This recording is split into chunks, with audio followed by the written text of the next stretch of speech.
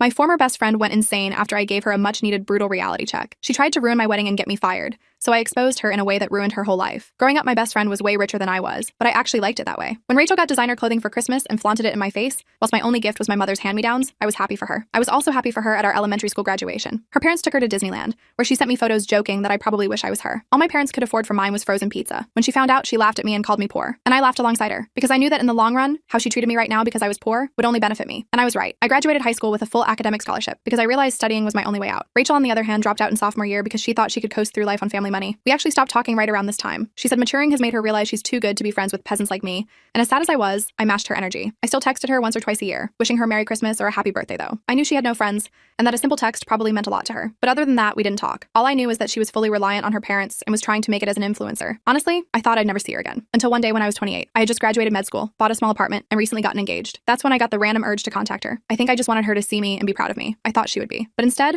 I got the biggest slap to the face of my life. I showed up to the cafe with an invitation to a ball me and my fiancé were going to, and a cheap but very pretty necklace for her. I actually wanted to reconnect, but then I saw her, and I almost gasped. She was trying to hide how old she looked with a pound of makeup, and was wearing a designer outfit with the tag still on. To my surprise, she actually hugged me and smiled. I hugged her back, but kept my guard up. We exchanged pleasantries, but as soon as the waiter took our orders, her mask fell apart. She snapped her fingers at him like he was a dog. We began catching up, and I quickly found out she just got cut off by her friend group over a joke she made. She refused to say what the joke was, though. Either way, I saw this as my chance to invite her to the ball. Rachel, I said, Paul and I are going to the ball. Do you want to come? Oh, I'm a doctor going to a ball with a man who's probably cheating. She cut me off. I just stared at her and saw the resentment in her eyes. It had been 12 years. No way was she still like this. I tried to talk again, but when I did, she did the same thing, except now she threw insults, calling me lab rat, and my fiancé, who she's never met, a lowlife. I was taken aback, and for the first time in my life, I fully saw just how pathetic and insane Rachel was. I gave up on the invitation and took out the necklace and gave it to her, but instead of thanking me or even trying it on, she took it too far. Wow, this looks like something your hobo parents found in my dad's dumpster and gave to you as a present. My jaw dropped. My body filled with so much rage, I felt my face turning red. I looked at her dead in the eye, my hands twitching with anger. In response, she looked up, except instead of making eye contact, her head started darting around and avoiding me, almost as if she was terrified of what I was about to do. It took every part of me not to stand up and use my 3 years of kickboxing on her. Instead, I did something even better. I simply kept staring at her and began taunting her deepest insecurities. Hey, Rachel, I said, my voice low. How old were you when your dad kicked you out? She went red. Remember how it felt when you realized you were nothing without him? She started to tear up. I know you, Rachel. You wake up every morning in tears, wishing your dad would keep giving you money, wishing every man you dated didn't leave, wishing you didn't look so old, wishing you aren't going to die alone in a crappy condo you rent in a part of town you're too scared to walk outside in. She was fully crying by this point, her mascara streaming, but I didn't care. I even took out the ball invite and slid it across the table, telling her this was her final chance. With that, I walked out. Later that same night, I told Mark about the disaster coffee meeting. He listened sympathetically, but warned me about letting toxic people back into my life. Some relationships aren't worth salvaging, he said. I nodded, thinking that was the end of it. Rachel probably wouldn't contact me again after what I'd said. 2 days later, my phone pinged with a message from Rachel. It was a lengthy apology for her behavior at the cafe. She claimed she'd been going through a tough time and had taken it out on me unfairly. The message ended with her accepting my invitation to the charity ball. I showed Mark the message, still unsure. What do you think? I asked. He frowned at my phone. People don't change overnight, but it's your call. After thinking about it, I decided to give Rachel one last chance. I responded that we could start fresh, but I needed her to respect boundaries. No more insulting comments about my life or my family. She agreed immediately. The night of the charity ball arrived. I was nervous about seeing Rachel again,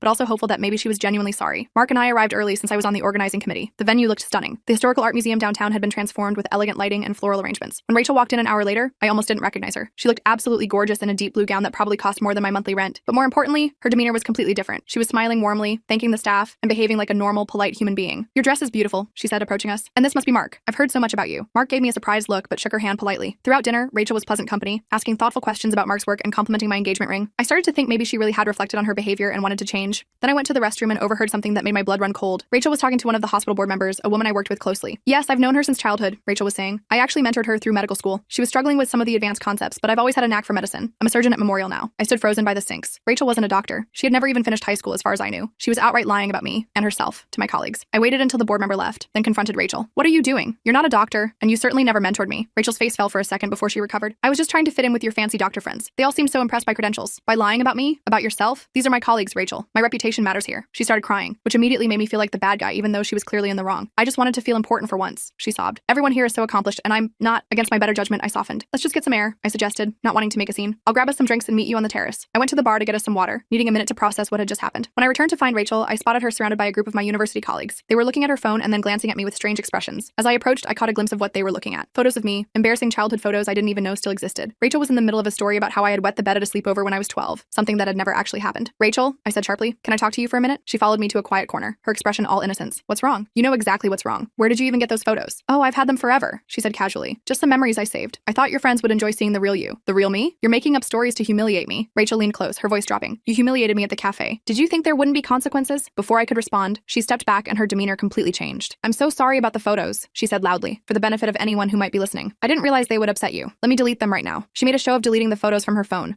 but something told me she had copies. My instincts were screaming that I'd made a terrible mistake inviting her here. The rest of the evening I tried to keep Rachel in my sight, but she kept drifting away to talk to different colleagues. I caught snippets of conversations, nothing overtly damaging, but subtle implications that we had been much closer friends than we were, with her always in the mentor position. I was getting a headache from the stress when disaster struck. Rachel and I were standing near the silent auction tables when she accidentally bumped into me, spilling her full glass of red wine down the front of my cream-colored dress. Oh my God, I'm so clumsy, she exclaimed, making a big show of trying to help while actually just spreading the stain further. The dress was ruined. It was specially made for the event, and I had been planning to speak later about the Children's Wing fundraising campaign. Now I looked like I'd been in an accident. Several of the hospital donors were watching with concern. I tried to laugh it off, but I could feel tears of frustration building. I need to go clean up, I mumbled, heading for the restroom. Mark followed me, his face tight with anger. That wasn't an accident, he said once we were alone. I was watching her. She timed it perfectly when that group of donors was looking. I nodded, dabbing at the hopeless stain. I know, we should leave, Mark suggested. You can email your speech to Dr. Patterson to read. I hated the idea of missing the networking opportunity with the chief of surgery, but my dress was beyond saving, and I couldn't shake the feeling that Rachel had more accidents planned if I stayed. As we left the event early, I glanced back to see Rachel watching us with a small smile. That's when I realized this was just the beginning. I had no idea what I had started by reconnecting with her, but I had a sinking feeling I was going to find out. The next morning, I woke up to multiple text messages from colleagues asking if I was okay. At first, I figured they were concerned about the wine incident, but when I read the messages, my stomach dropped. Apparently, Rachel had told several people that I had to leave the event because I'd had one too many drinks and couldn't handle my alcohol. I immediately called Dr. Patterson to explain what really happened, but I could tell from his tone that he wasn't entirely convinced. These things happen, he said diplomatically. Just make sure you're prepared for the board meeting next week. The implication was clear. My professional reputation had taken a hit. When I told Mark about it, he was furious. This is ridiculous, he said, pacing our kitchen. She's deliberately trying to sabotage you. I know, I replied, feeling sick to my stomach. But how do I prove it? It's her word against mine, and she's apparently very convincing. I tried calling Rachel to confront her, but she didn't answer. Instead, she texted back claiming she hadn't said anything about me drinking. She just mentioned I wasn't feeling well. According to her, my colleagues must have made assumptions or were lying to create drama. You should block her number, Mark suggested. Cut all contact. I nodded, but something held me back from blocking her immediately. If she was going to continue spreading lies about me, I wanted to know what she was saying. Instead, I decided to start documenting everything. I created a folder on my phone where I saved screenshots of all our text conversations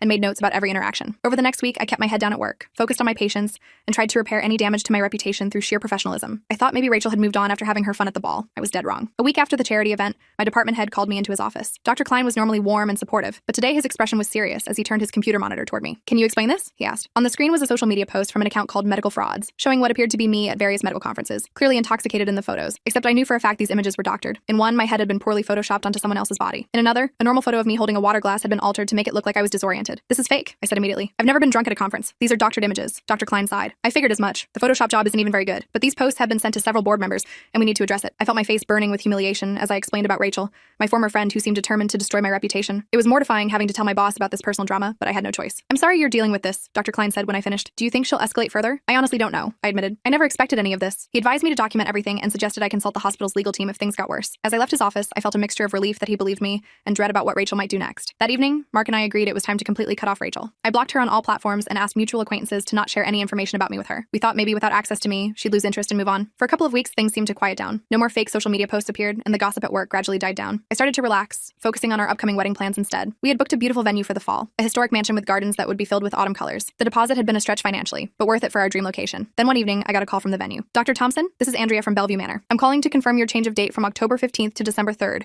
and to let you know we've processed the cancellation of your catering deposit as requested. I felt like the floor had dropped out from under me. I didn't request any changes, I said, my voice shaking. Our wedding is still set for October 15th. There was an awkward pause. Well, I have the change request form here, signed by you 3 days ago. Your fiancé's mother came in to make the arrangements. My fiancé's mother lives in Colorado, I said flatly. She hasn't been to town in months. After a confusing back and forth, the truth emerged. Someone claiming to be me had made an appointment with the venue, somehow convinced them she was me, despite looking nothing like me, and made significant changes to our wedding arrangements. The venue had even refunded our catering deposit to a different credit card, meaning we'd lost thousands of dollars. I need to see the security footage, I insisted, and we need to restore all original arrangements immediately. The manager was apologetic but firm that they needed proper identification to make any changes. Mark and I drove there right away, IDs in hand, feeling sick with worry that our date might already be booked by someone else. Fortunately, our original date was still available. The manager was horrified when he realized what had happened and worked with us to restore everything, though we had to pay rush fees to reinstate our original catering order. When he showed us the security footage, my suspicions were confirmed. It was Rachel, with dyed hair and glasses, but unmistakably her. We're filing a police report, Mark said decisively as we left. This has gone beyond harassment to actual fraud. The police took our report but weren't particularly encouraging. Without Rachel admitting she had impersonated me, they said it would be difficult to prove it wasn't just a misunderstanding. They advised us to take civil action instead. 3 weeks before our wedding, the situation escalated dramatically. My bridesmaids started acting strangely, canceling dress fittings, making excuses about the bachelorette party. Finally, my maid of honor Jamie called me directly. I need to ask you something, she said, her voice uncharacteristically perfectly serious. Are you and Mark having problems? Because if you need to talk, I'm here for you. Confused, I asked what she meant. That's when she forwarded me an email she'd received from an anonymous account. It contained screenshots of text messages supposedly between Mark and another woman,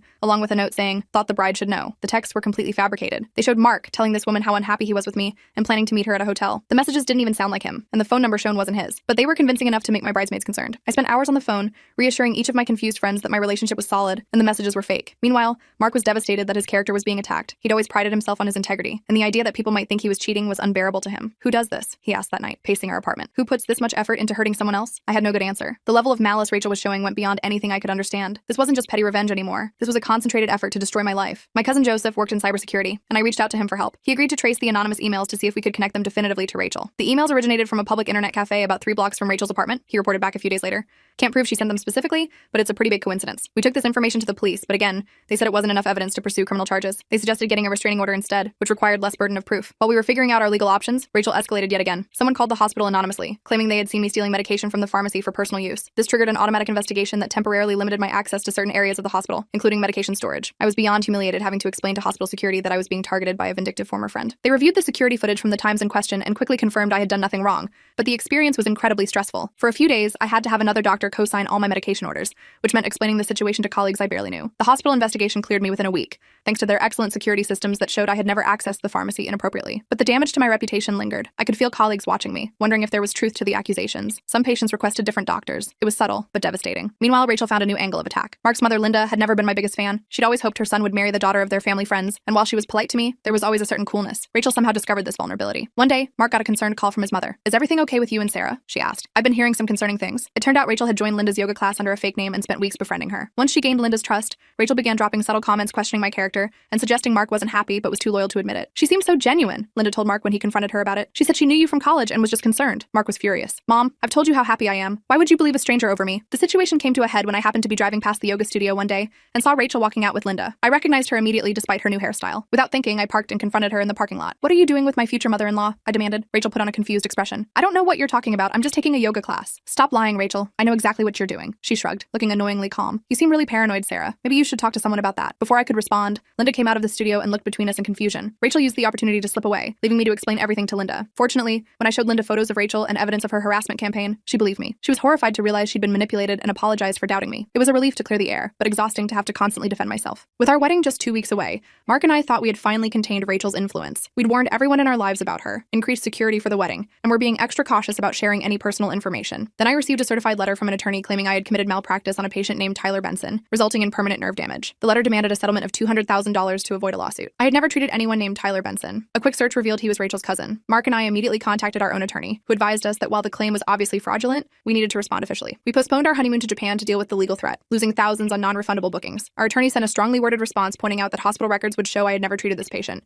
and threatening counteraction for filing a frivolous claim. The opposing attorney dropped the case quickly, suggesting they hadn't actually verified the claim before sending the letter. But the stress was taking a serious toll. I had trouble sleeping, jumping at every notification on my phone. Mark installed additional security cameras at our apartment after we found our car keyed in the parking garage. We both lost weight from the constant anxiety. Just when I thought things couldn't get worse, I discovered that someone had created an entire website dedicated to exposing me as a dangerous doctor. The site featured fabricated patient testimonials claiming I had botched simple procedures, acted unprofessionally, or prescribed incorrect medications. Some of the stories were so detailed they seemed believable, especially since they mixed in actual details about my medical specialty. The site ranked highly in search results for my name. New patient appointments dropped by 30% in just 2 weeks as people researching me found this horror show instead of my legitimate hospital profile. "We need to hire someone to fix this," Mark insisted after I broke down crying when a patient canceled their appointment, explicitly referencing something they'd read online. We found a reputation management service that specialized in helping professionals deal with online defamation. They weren't cheap. Several $1,000s up front plus ongoing monthly fees. But I was desperate. My career was everything to me. I'd worked too hard to let Rachel destroy it with lies. Unfortunately, the reputation management company's efforts initially made things worse. Their attempts to promote positive content about me and flag the fake site for removal drew more attention to the allegations. Local community Facebook groups began discussing whether I was actually a dangerous doctor, with people chiming in to say they'd heard things, even though they'd never been my patients. I had to swallow my pride and ask colleagues to write positive testimonials about working with me,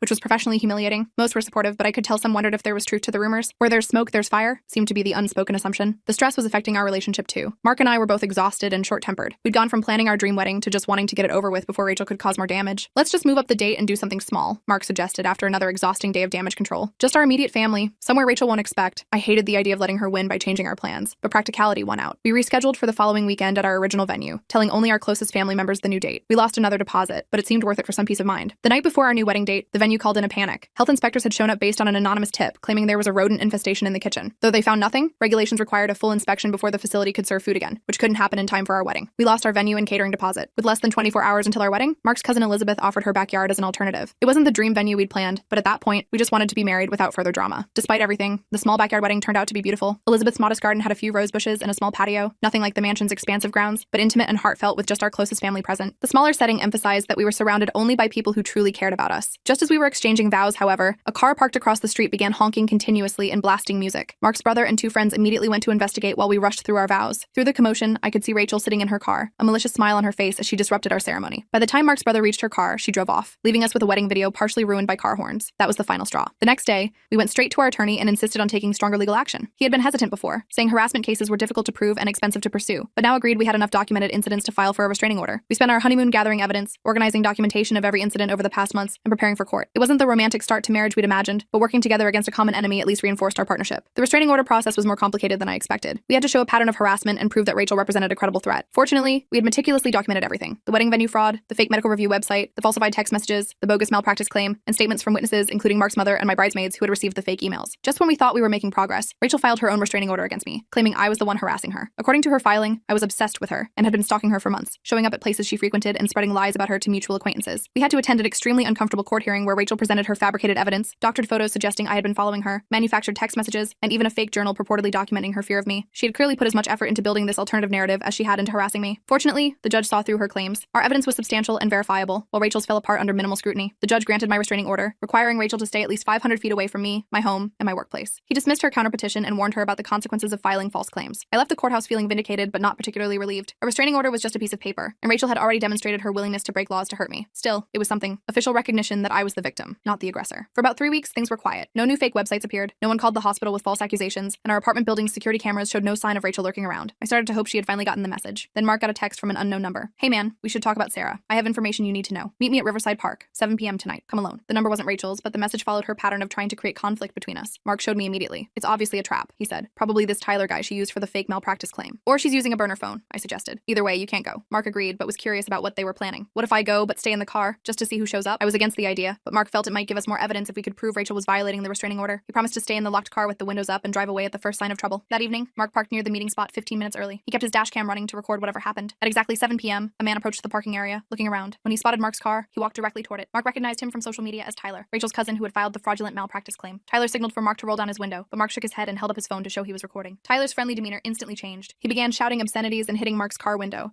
clearly trying to provoke a reaction. He was recording too, likely hoping to get footage of Mark retaliating that could be used against us later. Mark calmly drove away without engaging, leaving Tyler standing in the parking lot. When he got home and showed me the dash cam footage, I felt sick. They had clearly been trying to provoke Mark into a physical confrontation they could use against us in court or to damage his reputation. We added this incident to our growing file of evidence and notified our attorney. He suggested we investigate Tyler more thoroughly, since he seemed to be acting as Rachel's proxy now that she was legally barred from contacting us directly. Joseph discovered that Tyler had a criminal record in another state for similar harassing behavior, including a conviction for criminal mischief related to an ex-girlfriend's property. This pattern suggested Rachel had found the perfect accomplice, someone who shared her vindictive tendencies and lack of boundaries. We brought this information to court, filing a motion to expand the restraining order to include Tyler as Rachel's agent. Rachel showed up to contest it, playing the victim and claiming she was being persecuted by my vendetta against her. The judge wasn't impressed with her performance but warned both parties to maintain strict distance, telling Rachel explicitly that sending others to contact me or Mark would be considered a violation of the order. For the next 2 months, things were relatively quiet. Rachel appeared to be respecting the expanded restraining order, and we started to relax our vigilance slightly. Mark and I finally took a weekend trip to a nearby lakeside cabin. Not the Japanese honeymoon we'd planned, but at least a brief escape from the stress. While we were away, my mom called in tears. Someone had thrown rocks through their front windows in the middle of the night, with notes attached saying, "Your daughter ruins lives." I drove to my parents' home immediately, devastated that Rachel had turned her attention to them. Dad tried to play it off as random vandalism, but Mom was clearly shaken. At 65, they shouldn't have to deal with this kind of stress and fear. We filed another police report and installed security cameras at their house. The local officers were more concerned than the city police had been, promising to increase patrols in the area. Still, I worried constantly about my parents now being in Rachel's crosshairs. While I was helping my parents, Rachel made her most audacious move yet. Somehow she accessed my work email account and sent inappropriate messages to several patients, including offering controlled substances without proper protocols and making unprofessional comments about their conditions. I returned from my parents' house to find myself temporarily suspended pending an IT investigation. The hospital took patient complaints extremely seriously,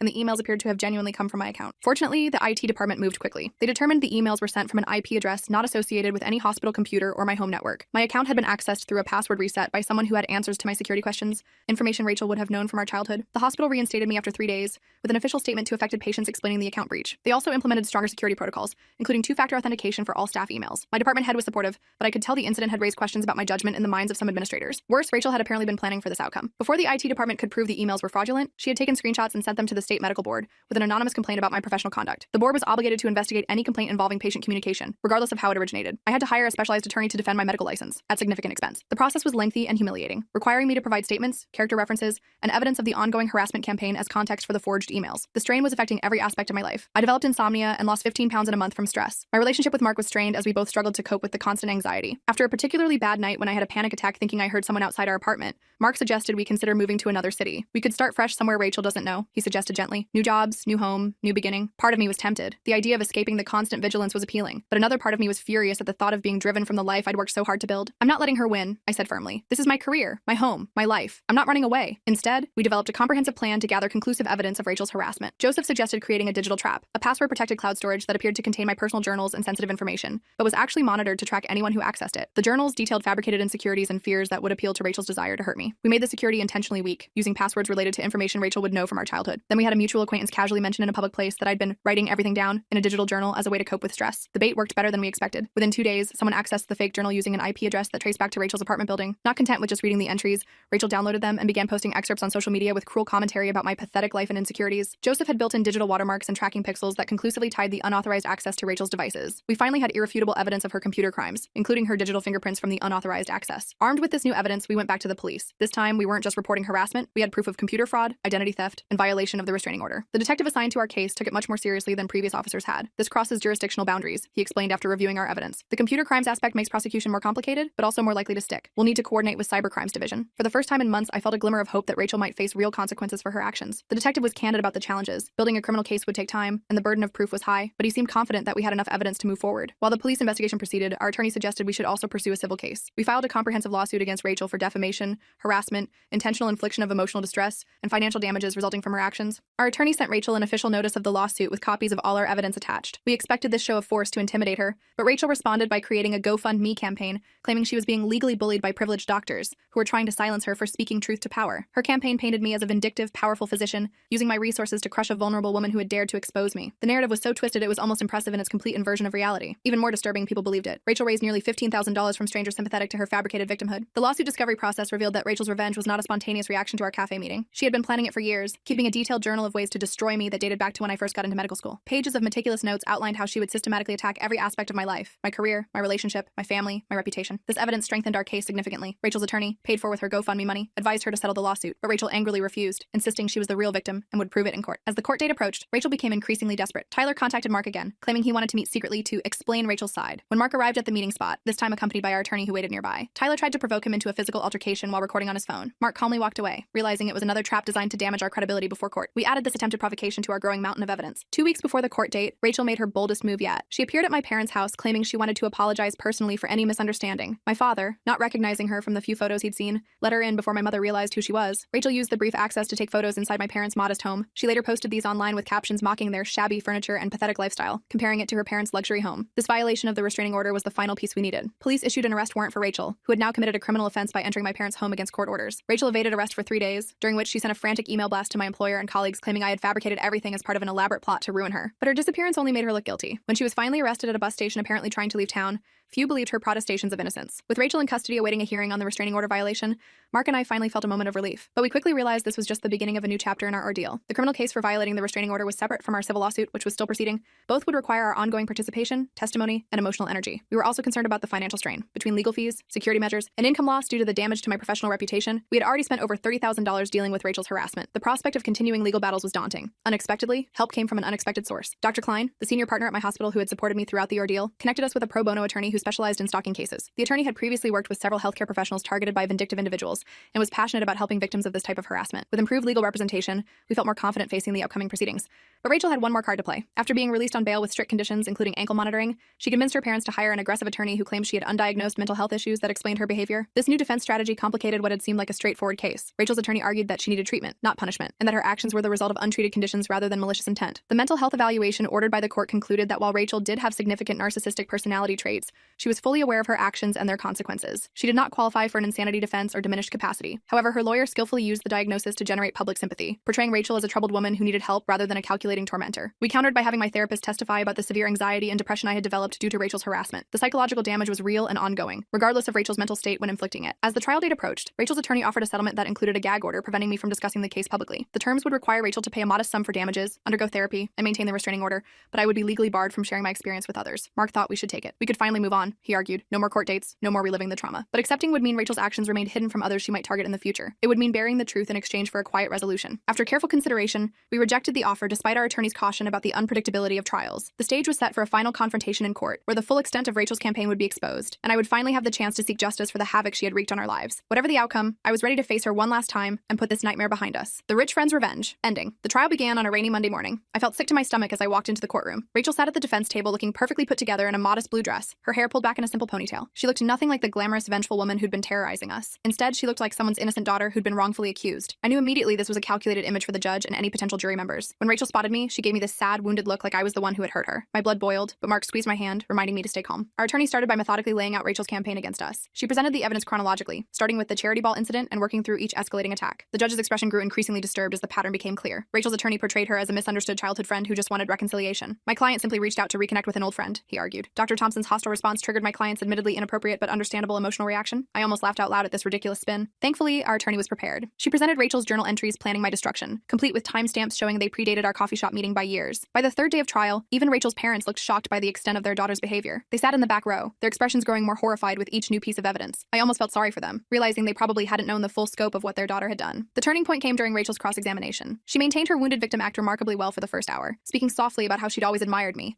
and just wanted to be part of my life again. But our attorney slowly chipped away at her story, highlighting contradictions and presenting evidence that directly countered her claims. When cornered about the wedding venue sabotage, Rachel finally cracked. "You deserved everything I did to you," she screamed, her face contorted with rage. "You've always looked down on me, always thought you were better than me just because you got some scholarship." The courtroom went silent. Rachel seemed to realize her mistake immediately and tried to backpedal, but it was too late. Her outburst confirmed her malicious intent, destroying her attorney's carefully constructed narrative of mental health issues and misunderstandings.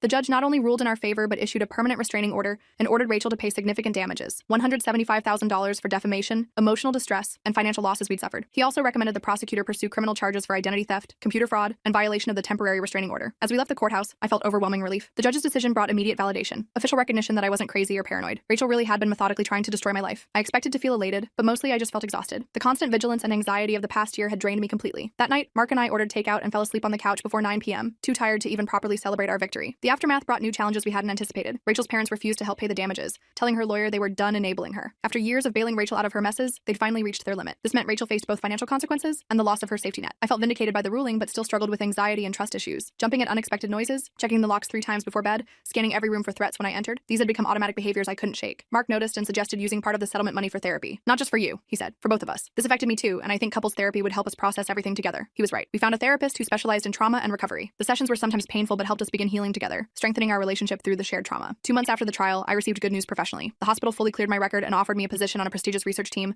studying innovative treatments for pediatric autoimmune disorders. It was exactly the kind of work I'd always wanted to do. The position required frequent travel to medical conferences, which triggered my new security concerns. The idea of being away from home, staying in hotels where anyone could find me, sent my anxiety spiraling. Mark helped me develop safety protocols that made me feel secure, checking in at specific times, using hotels with good security, always keeping my location shared with him. It wasn't perfect, but it allowed me to accept the position. My parents decided to move closer to us. The rock-throwing incident had shaken them more than they initially admitted, and they wanted peace of mind. The house they wanted was slightly beyond their budget, so we used some of the settlement money to help with the down payment. It felt right to turn Rachel's attack into something positive for our family. As we settled into our new normal, I received an unexpected letter from Rachel's younger sister, Emily. I'd only met her a few times as a kid, but she wrote to apologize for her sister's actions. "I've watched Rachel's jealousy of you consume her for years," she wrote. "She kept newspaper clippings when you got your scholarship, and later your medical school acceptance. She was intensely fixated on your accomplishments." The letter was kind, but also contained a warning that Rachel had been telling people in jail she would get revenge once the restraining order expired. We documented this threat and worked with our attorney to extend the restraining order for an additional 3 years. With legal protections in place, I focused on rebuilding my reputation at work. Some colleagues still treated me cautiously, afraid of being drawn into drama. I couldn't really blame them. Rachel had created such chaos that people naturally wanted to keep their distance. I volunteered for community health initiatives to demonstrate my commitment to the hospital's mission beyond personal issues. I organized a free clinic for underserved neighborhoods and joined the hospital's mentorship program for medical students. Gradually, the wariness faded as colleagues saw my dedication. During one volunteer clinic, I treated a patient who mentioned working at Nordstrom's management. As we chatted, I realized she had been Rachel's former boss. She casually mentioned firing someone with serious boundary issues,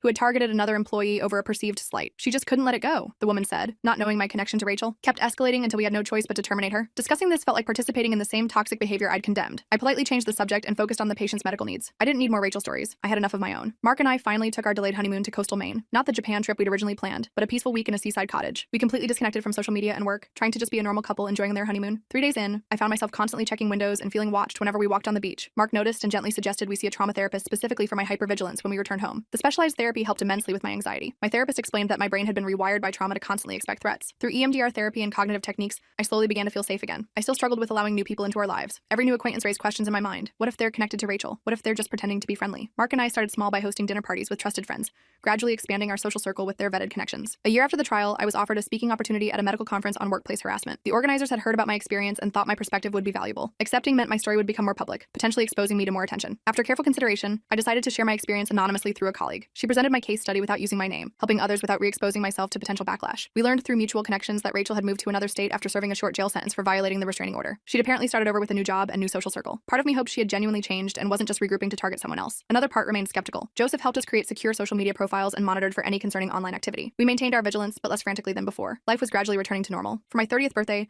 Mark surprised me with news that we were expecting our first child. I was overwhelmed with joy, a happiness I hadn't thought possible during the darkest days of Rachel's harassment. But this joy came with new fears about protecting our growing family. We channeled these concerns productively by creating extensive security systems and legal protections for our child. We established a trust to keep our home address private, installed comprehensive security systems, and made sure our child's information would be protected at future schools and daycares. 2 years after the ordeal began, we received unexpected news through our attorney. Rachel had completed court-ordered therapy and sent a notarized letter acknowledging her actions without asking for forgiveness. Her therapist reported significant progress in addressing her underlying issues, and she had maintained steady employment and housing without incident for over a year. The letter wasn't exactly an apology. She still framed much of it around her feelings rather than the harm she caused, but it showed at least some growth in her understanding of boundaries and consequences. Accepting this potential growth meant facing my own lingering bitterness. Part of me wanted Rachel to suffer forever for what she'd done to us. Reading about her progress stirred up complicated emotions, relief that she might not target anyone else, resentment that she got to move on after causing so much damage. I chose neither to respond nor to resist her redemption. If she was genuinely changing, that was ultimately good for everyone, but I didn't owe her forgiveness or acknowledgement. Instead, I focused on the beautiful life I'd built despite her attempts to destroy it. By our third wedding anniversary, life had found a new rhythm. I was thriving in my research position and had published 2 well-received papers. Mark's engineering firm had promoted him to project lead. Our daughter Lily was a happy, active toddler who filled our home with laughter. My parents had settled into their new home nearby and were doting grandparents. The hypervigilance faded gradually. I still had moments of panic when something triggered memories of that time, but they became less frequent and less intense. Mark and I developed a shorthand for when either of us was struggling, simple code words that communicated, "I need support," without having to explain. We kept the restraining order active through regular renewals, but stopped actively monitoring Rachel's movements. The energy we once spent on protection was redirected to building the life we wanted. Sometimes at night, watching Mark read to Lily, or looking around our home filled with friends for dinner parties, I marveled at how close we came to losing everything. Rachel had targeted every part of my life with surgical precision: my career, my relationship, my family, my sense of safety, but she failed. Despite her meticulous planning and relentless attacks, we survived. Not just survived, but thrived. The ultimate victory wasn't in Rachel's punishment, but in our happiness, the very thing she had tried so desperately to destroy. I still don't understand what drives someone to dedicate years to destroying another person's life. The level of hatred and fixation Rachel showed goes beyond normal human emotion, but I've stopped trying to make sense of it. Some mysteries don't have satisfying answers, and continuing to search for them only keeps you trapped in the past. Instead, I focus on gratitude for what I have: a loving husband who stood beside me through the worst experience of my life, a beautiful daughter who represents all our hopes for the future, parents who support us unconditionally, a career that fulfills me, and the knowledge that I'm stronger than I ever knew. Rachel remains trapped in her past until she truly changes. I've moved forward, and that's the best revenge of all.